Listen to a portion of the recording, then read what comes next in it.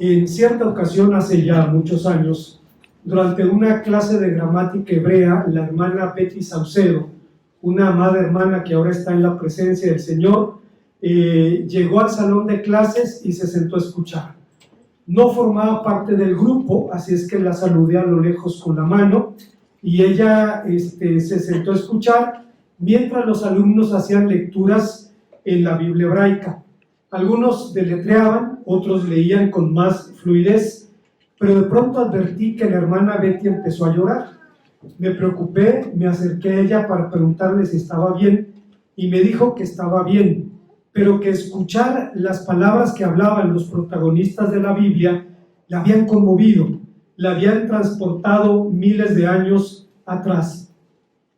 La mujer no tenía una vena mística, tampoco conocía la lengua, pero la sola pronunciación de las palabras la conmovía. Y tenía razón, la Biblia nos pone en contacto con mundos ahora inexistentes. Aunque la palabra del Dios nuestro permanece para siempre, dice el profeta Isaías en el capítulo 40, versículo 8 de su profecía, fue escrita en situaciones muy concretas. Pero a pesar del paso de los siglos, en sus páginas identificamos vivencias y emociones como las nuestras, de las que Dios se vale para comunicarnos su mensaje de amor y de esperanza. En la Biblia, el Cantar de los Cantares es el libro de amor, del amor por excelencia, pero así como nadie puede negar su belleza, para preparar esta reflexión tuve que leerlo varias veces y es conmovedor lo que encontramos allí. Tampoco nadie puede explicarlo de forma totalmente satisfactoria. Y nuestro texto es un ejemplo de esto. Es un poema de amor que utiliza 3 analogías desafiantes para hablar de él. Veamos cuáles son esas analogías y cuáles son sus significados. En primer lugar, hermanos, el autor del libro del Cantar de los Cantares utiliza la analogía de la muerte para hablar de la fuerza del amor. En el estudio de la Biblia, eventualmente nos encontramos en sendas insospechadas. Mi primer contacto con el idioma ladino fue por el Cantar de los Cantares.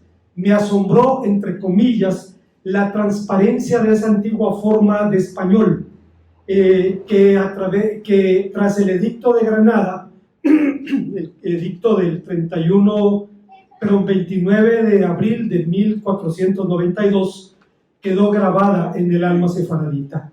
Ese día los reyes católicos pronunciaron una sentencia: los judíos que vivían en España o se convertían o se iban. Y fue una tragedia humana, fue una situación terrible. En la versión ladina del Cantar de los Cantares, el segundo versículo dice: besáseme de besos de su boca, que mejores son tus querencias más que vino.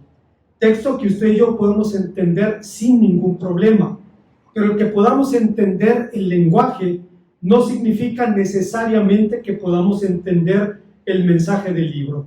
Un erudito del pasado dijo al respecto: es el libro más oscuro del Antiguo Testamento, y de su interpretación que se ha convertido en una tarea ingrata, porque por muy exitoso que sea el intérprete en partes separadas, se le agradecerá por el resto de su trabajo, por el conjunto de su trabajo, cuando haya podido interpretarlo completamente.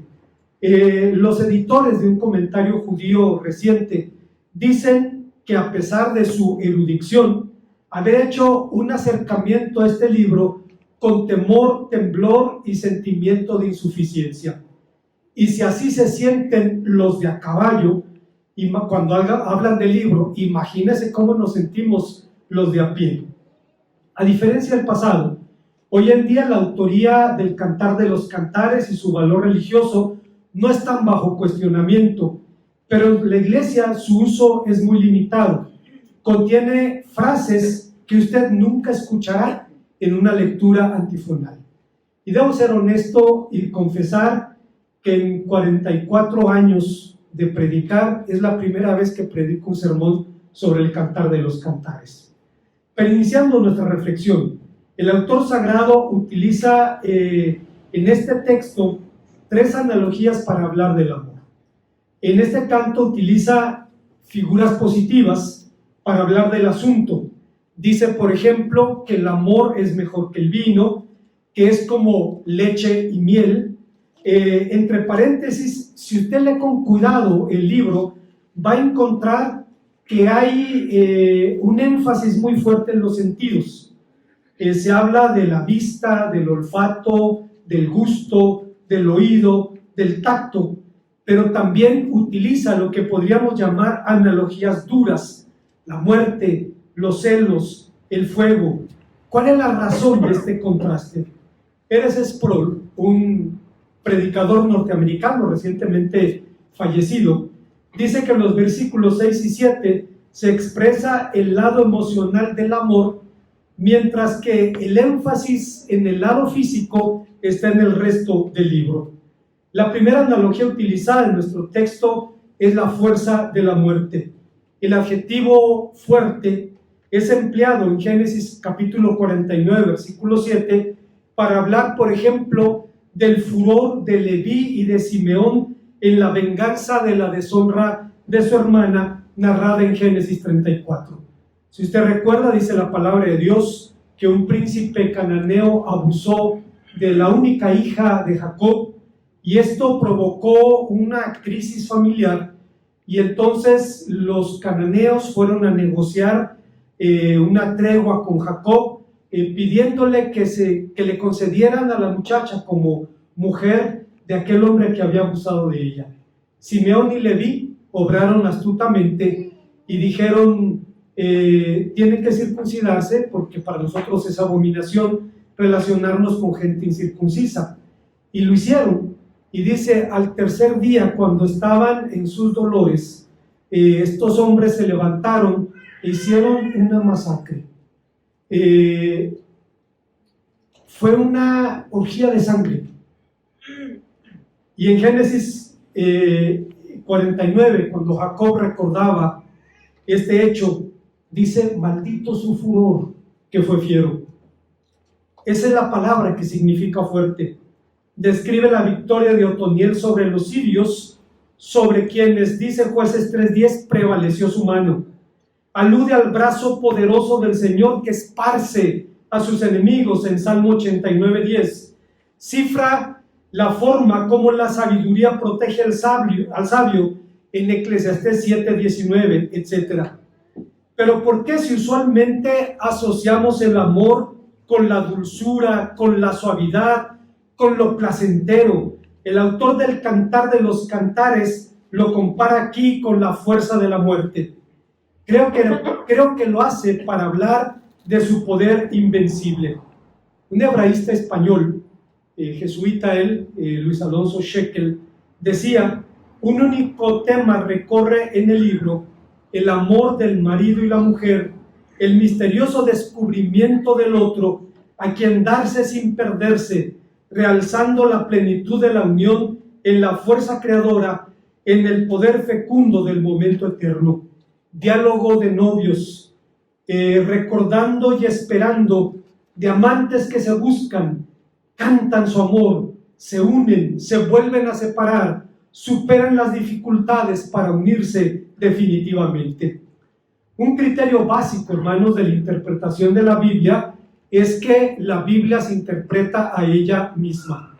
Nadie puede llegar, tratando de interpretar la Biblia, a una conclusión que contradiga el resto de la palabra de Dios.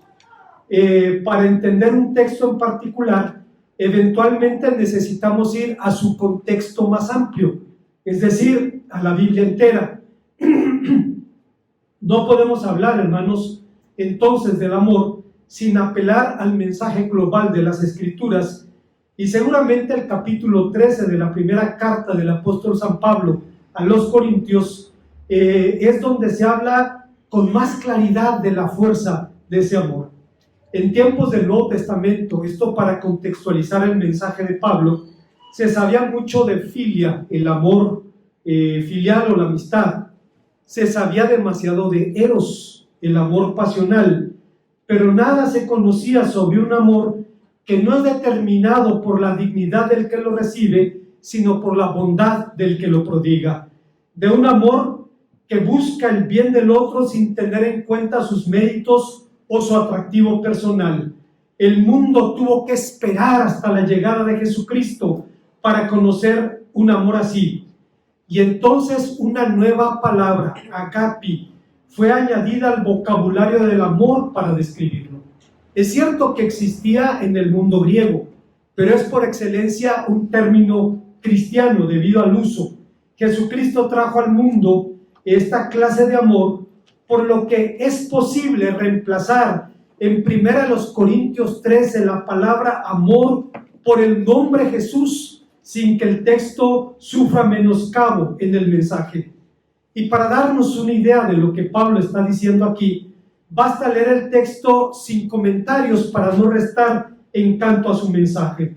Pablo dice: este amor del que hablo es lento para perder la paciencia, procura ser constructivo, no es dominante ni posesivo, no está ansioso por causar una buena impresión en el otro, no tiene ideas exageradas en la propia importancia.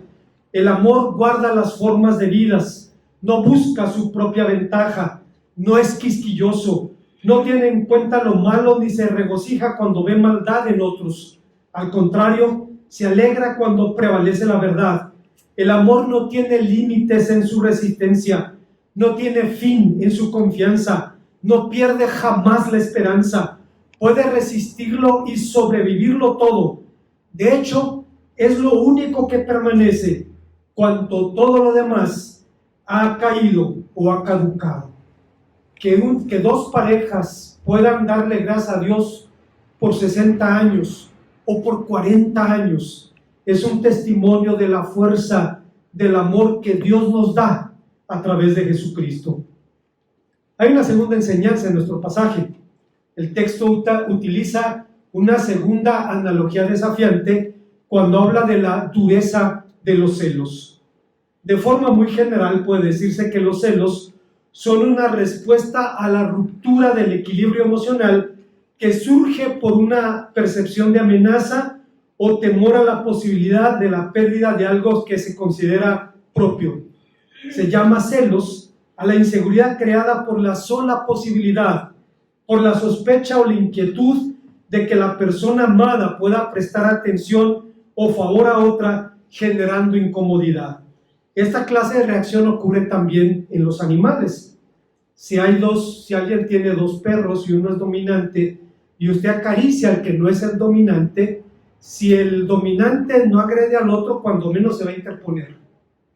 Y cuando usted tiene la mano debajo, el animal con el hocico le va a levantar la mano para que usted lo acaricie. Es una situación, hermanos, que lo vemos con asombro. Esta clase de reacción, decíamos, ocurre también en los animales. En mayor o en menor medida, los celos forman parte de toda relación de pareja. Estos, a los que suele llamarse celos adaptativos, tienen que ver con el apego y el vínculo con la persona amada y el miedo de perderla, pero no generan distorsiones, no generan suspicacias sobre la persona amada o su entorno, ni generan tampoco sospecha con respecto a la relación que la persona amada mantiene con otras personas. En contraste, los celos patológicos se caracterizan por ser preocupaciones excesivas y reiteradas sobre la fidelidad y lealtad de la pareja, lo que genera una elevada ansiedad y un estado de hipervigilancia que lleva a conductas de control sobre la pareja, orientadas a la disminución del malestar emocional derivado de esa percepción que la persona recibe.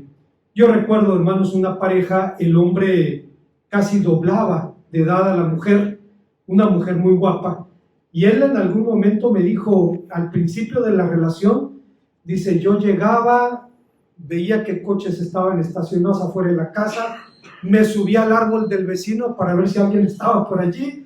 Hermanos, no se puede vivir así, no se puede vivir así. Si no hay confianza y sobre todo no hay motivos para desconfianza, hermanos, debe ser un infierno vivir una situación de esta naturaleza. Esta distinción, hermanos, entre lo que podríamos llamar, entre comillas, celos inofensivos y los celos peligrosos o incluso patológicos, existe también en la Biblia. El libro de Levítico incluye en su legislación un ritual asociado con los celos en el capítulo número 5. El texto habla de si viene un espíritu de celos, pero realmente de lo que está hablando es de celos por rivalidad, algo inaceptable en el matrimonio. Pero más allá de los conflictos matrimoniales, celo describe también la envidia. Raquel envidiaba a su hermana Lea y le decía a Jacob: dame hijos o si no me muero, allá en Génesis capítulo 30, versículo 1. De igual manera, Génesis 26:14 dice que los filisteos tenían envidia de Isaac por su riqueza. Pero la relación del hombre con Dios, el celo adquiere un sentido totalmente positivo, pues implica la búsqueda de su gloria sobre todas las cosas. El ardiente celo por Dios y por sus cosas se encuentra en la declaración del Salmo 69:9, donde dice: el celo de tu casa me consume. No sé si usted recuerda, este pasaje es citado en los relatos evangélicos tras la purificación del templo. Dice la palabra de Dios que el Señor echó fuera a los mercaderes y los discípulos recordaron que estaba escrito: el celo de tu casa me consume. Dios mismo es descrito como celoso. Moisés dice en su cántico: lo provocaron a celos con dioses ajenos, lo provocaron a ira con sus abominaciones, lo cual no significa, escuche usted por favor con atención, que celar tenga una connotación negativa aquí que contamine a Dios. La Biblia nunca dice que Dios tenga envidia. El celo, de hecho, es un atributo de su santidad y de su justicia. En el libro de Éxodo, capítulo 20, versículo 1, en el marco en el que Dios revela el decálogo, dice en el primer precepto: porque yo soy el Señor tu Dios fuerte y celoso, que visito la maldad de los padres sobre los hijos hasta la tercera y cuarta generación. Pero una vez más, para entender esta dimensión del amor, debemos apelar al mensaje global de la Biblia. Y en la segunda carta a los Corintios, capítulo 11, versículo 2, Pablo dice algo muy interesante a los corintios. Les dice: porque os celo con celo de Dios, pues os he desposado con una sola esposa, con un solo esposo, para presentaros como una virgen pura a Cristo. Por esa razón, alguien dijo que tal vez la cualidad más malvada y destructiva del mundo son los celos. Los celos son una emoción furiosa, fuerte y poderosa que se niega a tolerar un rival. Puede ser una motivación muy poderosa para emprender acciones agresivas. El imperio norteamericano está en crisis y ve con miedo la expansión de China y de Rusia y está dispuesto a detenerlos hasta el último ucraniano. Es decir, se trata de detener el avance de lo que se considera una amenaza. Actualmente es una de las causas más frecuentes de hogares desgarrados, de corazones rotos, de cuerpos despedazados en el mundo.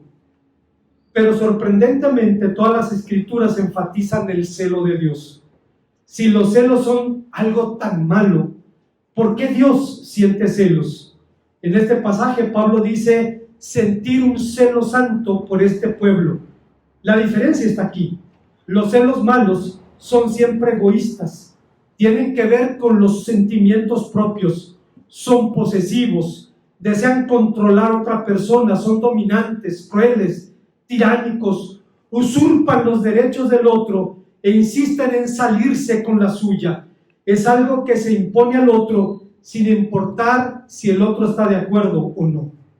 Pero el celo verdadero, el celo santo, como el que Pablo sintió por los corintios, es algo que surge de una profunda pasión por el bienestar del otro. Hace que la persona se olvide de ella misma y se manifiesta siempre por medio de ternura y consideración hacia la otra persona. Es algo que no puede cesar nunca. Pablo compara su celo al del padre que ha prometido a su hija con el novio. A lo largo de la historia, los padres han tenido el privilegio de entregar a sus hijos o a sus hijas, en matrimonio, y esto se simboliza aquí cuando Pablo habla de que ha preparado a la iglesia para presentarla de esa manera a Cristo. Esta analogía es sorprendente, porque si volvemos a 1 Corintios 6, recordamos qué clase de personas formaban la iglesia. Allí Pablo habla de que algunos de ellos habían sido adúlteros, inmorales, ladrones, borrachos, bandidos, crueles, y de estos erais algunos de vosotros, dice en el versículo 11, pero también dice, he deseado presentaros como una virgen pura a Cristo. Para quienes hemos llevado una hija al altar, es muy difícil la emoción, es una mezcla de emociones, gozo, alegría, algo amado se desprende de nosotros, y bueno, forma parte de la vida. Estamos pagando lo que hicimos cuando nos llevamos a la esposa, ¿no? Pero al final de cuentas, hermanos, es una experiencia que nos bendice.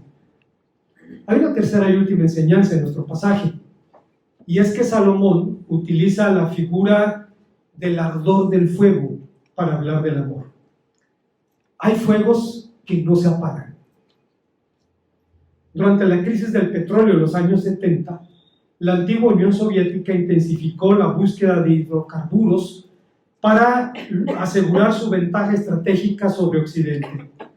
En el desierto de Turkmenistán se sondeó un terreno con explosivos, provocando un cráter de 60 metros de diámetro y 30 de profundidad.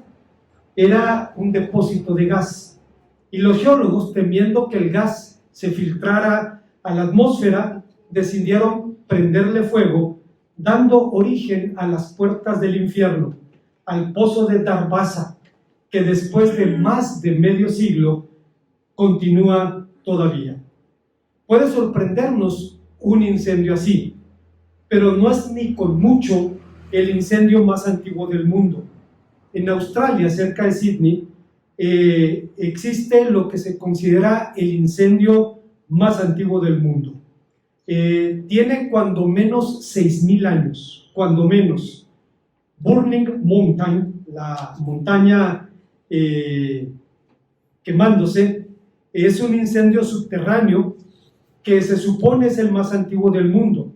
De hecho, podría tener cientos de miles de años. Está ubicado bajo el monte Wingen, que en lengua aborigen significa fuego, y es uno de los miles de fuegos de carbón que hay en el mundo. Hace unos 2 o 3 meses se desató un incendio subterráneo en la ciudad de Durango, en un ejido cerca de Durango, y hermanos, en el primer intento se usaron 300,000 litros de agua y no pudieron apagarlo. Una vez que estos incendios se generan, es casi imposible apagarlos, y viajan lentamente a través de la capa de carbón que se encuentra bajo la superficie terrestre, y pueden generar temperaturas de más de 1000 grados, y mientras haya combustible, continuarán ardiendo. En la Biblia, la pasión se compara con el fuego.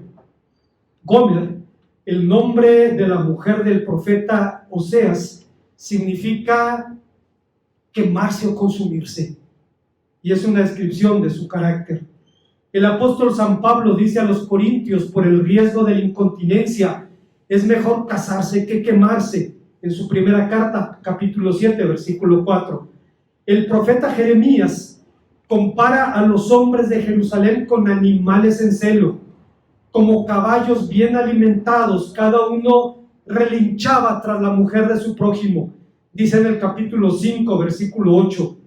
Y echando mano de un eufemismo, Ezequiel hace alusión a una peculiaridad anatómica de los hombres de los pueblos de África en el marco de la denuncia de Jerusalén por fornicación espiritual en el capítulo 6, versículo 26 de su profecía.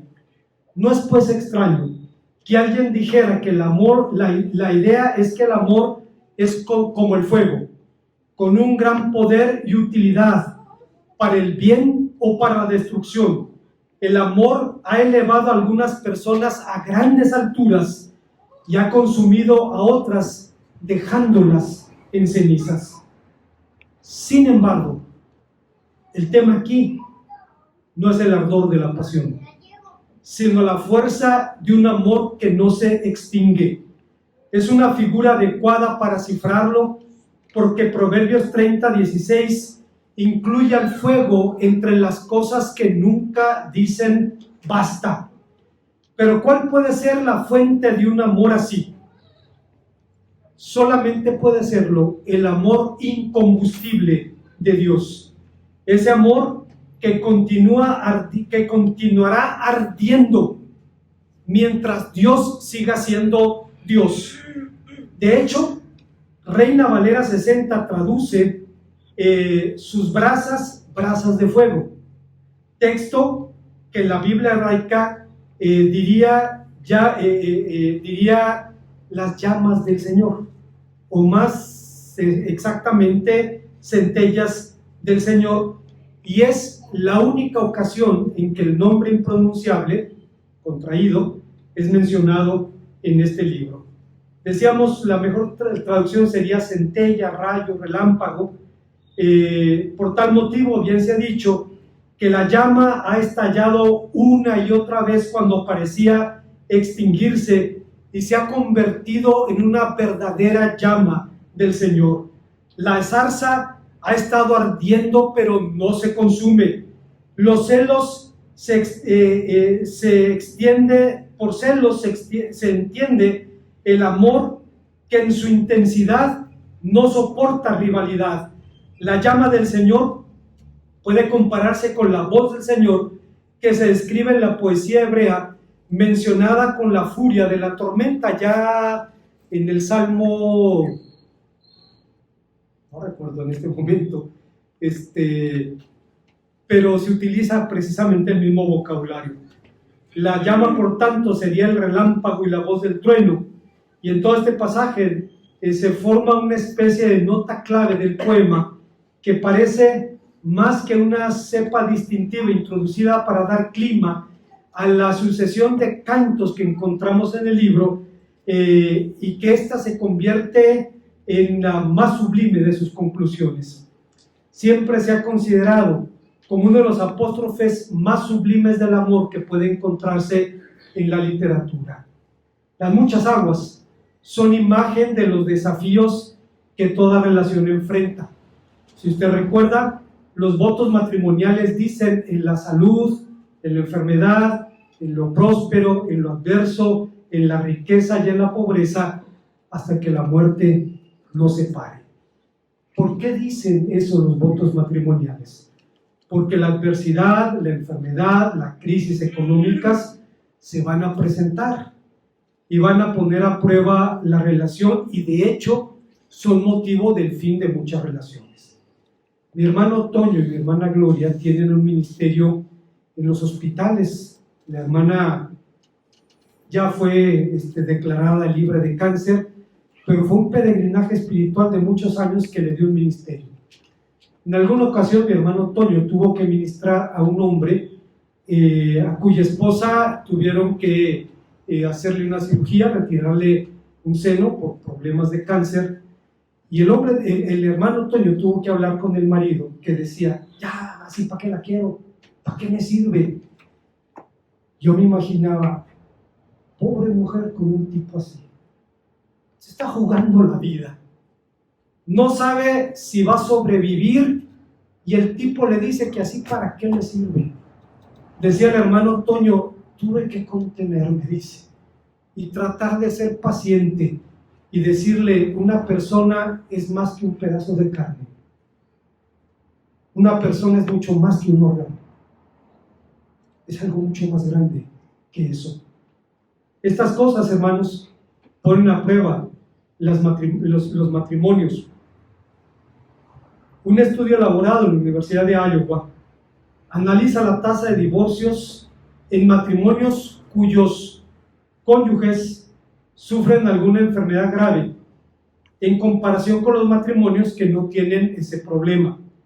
Los resultados fueron publicados en una revista, no voy a decir el nombre, y concluyen que los matrimonios donde la mujer se enferma gravemente, la tasa de divorcio sube un 6%.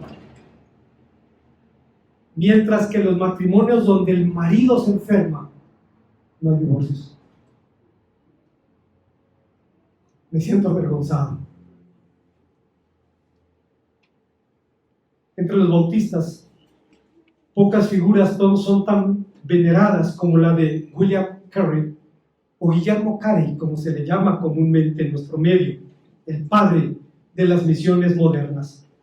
Fue un hombre sencillo, un reparador de calzado, dotado con insospechadas habilidades lingüísticas, a quien Dios encomendó la conquista espiritual de la India. En su taller de reparación de calzado tenía un mapa de la India y oraba todos los días y cada vez que volteaba a verlo. Se dice que Carey ilustra a profundidad el ilimitado potencial de un hombre común y que, de no ser por su gran consagración a Dios, hubiera vivido una existencia muy mediocre. Cuando presentó su sueño y sus ideales a los pastores de la India, a los pastores de Inglaterra para ganar a la India para Cristo, la respuesta fue: muchacho, cállate y siéntate, que si Dios quiere ganar a los paganos, los va a ganar sin tu ayuda y sin la mía. Pero ni esto, ni la oposición de Dorotea, su esposa, disminuyó la decisión de Carey. Si hubo una madre de las misiones modernas, no fue su mujer. Para complicar el panorama, en la India, el equilibrio emocional de su mujer, Dorotea, empezó a alterarse, y cuando murió un hijo suyo de 5 años, simplemente colapsó. Nunca más se recuperó. Un colaborador de Carey escribió que frecuentemente, mientras él trabajaba en sus traducciones, su trastornada esposa, en un triste estado de excitación, disparataba en la habitación de lado. El hombre estaba luchando con el sánscrito, con el hindi, con el inglés, y escuchaba los gritos y los delirios de su mujer. Pero el hombre se mantuvo fiel, en lo próspero y en lo adverso, en la riqueza y en la pobreza, en la salud y en la enfermedad, hasta que la muerte nos separe. Dorotea murió en 1807, a los 51 años, cuando William tenía 46. Como conclusión, como libro, El Cantar de los Cantares ha tenido una historia complicada. En el judaísmo se debatió su canonicidad y valor religioso hasta que Rabí Akiva, una autoridad rabínica del tiempo del Nuevo Testamento, puso punto final a la discusión diciendo: el mundo entero no vale el día que el Cantar de los Cantares fue dado a Israel. Todas las escrituras son santas, pero el Cantar de los Cantares es el lugar santísimo. Si lo vemos como un poema del amor de Dios por su pueblo, tenía razón. Pero junto a sus dificultades, la interpretación del libro también plantea un dilema: optar por una lectura literal, por un canto de amor humano, u optar por una lectura simbólica. Entre los judíos, la postura de Akiva inclinó la balanza a la segunda opción. Vio el Cantar de los Cantares como un himno de amor de Dios y de su pueblo, postura que a lo largo de los siglos ha mantenido a la iglesia cristiana en su mayoría. Y es que es imposible no ver el amor de Dios en este canto. Sin él en la ecuación, el canto se sentimentaliza se difumina en ideas etéreas. Es claro que el amor necesita fundamentos sólidos para permanecer, fuentes de poder para funcionar. Lo siento, pero tengo que citar una vez más a William Doherty, de quien hablamos hace 8 días, quien dijo acerca de esa decisión de permanecer anclados en el amor de Dios.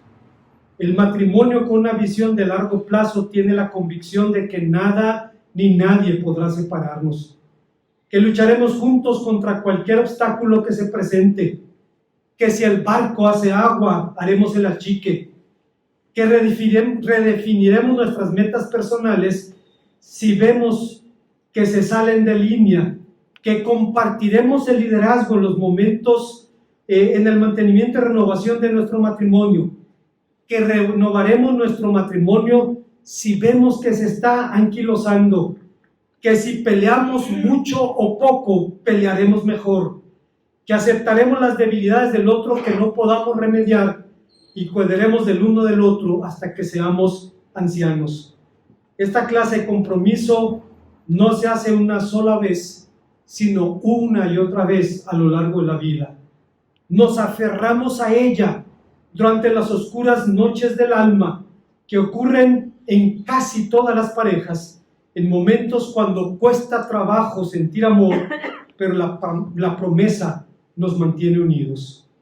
Si apelamos al amor de Dios, nuestras relaciones no solo son posibles, son también de bendición. Luego se dice, hermanos, una hija le preguntó a la mamá, ¿te casarías otra vez con mi papá? Dice, no, yo prometí que hasta que la muerte nos separe. No, tampoco es para tanto, ¿no? Hermanos, si apelamos al amor de Dios, no solo puede sobrevivir, puede ser una bendición. Nutridos de ese amor, podemos comunicarlo. Bien decía William MacDonald, mientras más intentamos definir el amor de Dios, más necesitamos mejores y más amplios vocabularios. Nuestro diccionario es inadecuado. No hay suficientes adjetivos, que son simples comparativos y superlativos. Nuestro lenguaje queda totalmente empobrecido. Las palabras individuales quedan avergonzadas. El tema deja exhausto al lenguaje humano. El amor de Dios es eterno. Es el único amor que no tiene principio. Además es constante y duradero. Nuestra mente lucha cuando intenta comprender este inagotable amor divino. Es inmensurable. Su anchura, longitud, profundidad, altura son infinitas. En ningún otro lugar encontramos semejante extravagancia. Los poetas lo han comparado con las expresiones más grandes de la creación, pero las palabras siempre parecen romperse bajo el peso del tema. Su amor hacia nosotros es sin causa. El gran Dios no podías ver nada amable o bueno o meritorio en nosotros, y sin embargo nos amó igualmente. Él es así. Nuestro amor hacia otros en el mundo se basa a veces en la ignorancia. Amamos a algunas personas porque no sabemos cómo son realmente, y entre más las conocemos, más nos cuesta trabajo aceptar sus fallas y sus faltas, y entonces pierden mucho de su atractivo. Pero Dios nos ama aún sabiendo cómo somos y lo que hacemos. No nos ama por lo que somos, nos ama a pesar de lo que somos, y su amor y su omnisciencia no anulan su amor. Ahora entiendo por qué el Espíritu Santo guió al autor de Cantares a utilizar analogías tan duras. La muerte, los celos, el fuego, para hablar usa analogías tan singulares para hablar de un don todavía más singular. Oremos a nuestro Dios. Gracias, Padre Santo, te damos una vez más, porque nos permites venir a tu palabra y encontrar en ella aliento, consuelo, esperanza en un mundo como este. Y para seres humanos de carne y hueso como nosotros, nos refugiamos en tu gracia. Te pedimos tu misericordia en el nombre de Cristo. Amén.